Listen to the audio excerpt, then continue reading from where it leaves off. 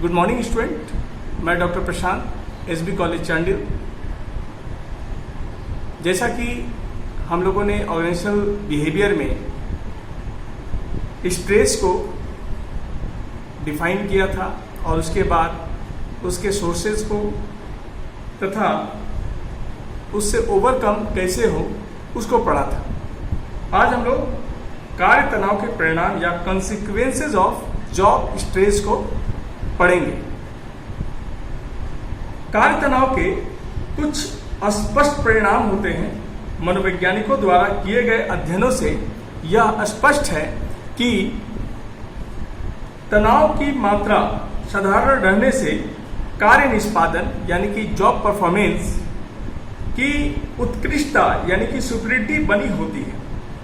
यदि तनाव की मात्रा अत्यधिक हो जाती है तो उससे कई तरह के कार्यों का निष्पादन प्रभावित होता है।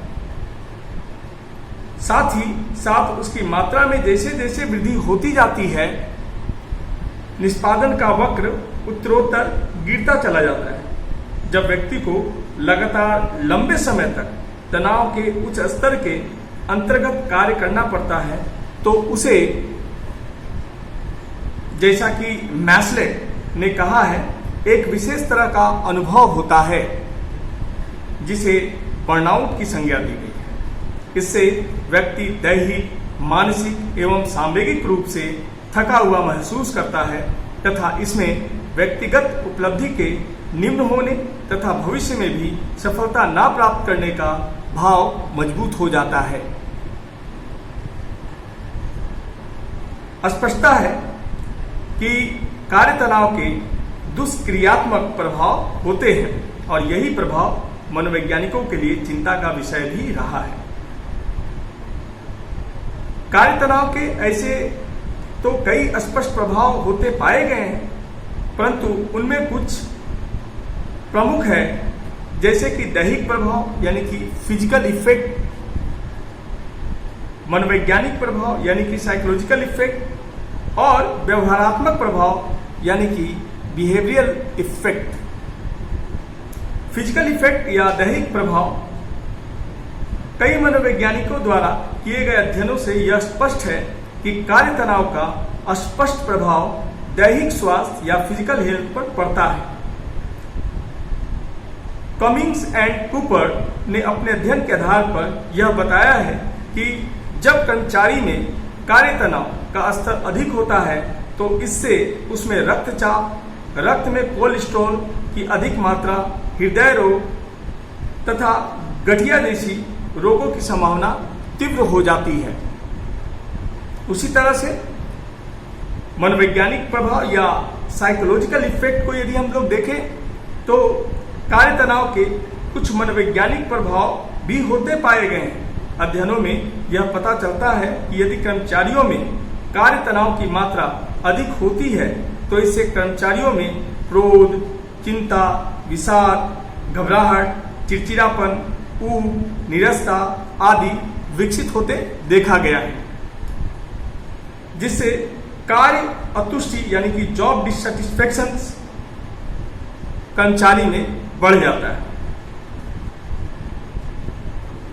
यदि किसी कनीय कर्मचारी को कुंठा उत्पन्न होता है या उसको पदोन्नति देकर वरिष्ठ कर्मचारी से आगे कर दिया जाता है तो वरिष्ठ कर्मचारी में कुंठा उत्पन्न हो जाती है।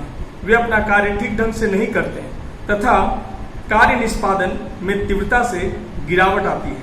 इसी तरह की कुंठा से कर्मचारियों में निष्क्रियता, आक्रामकता, विषाद यानी कि पैसिविटी, एग्रेशन एंड डिप्रेशन की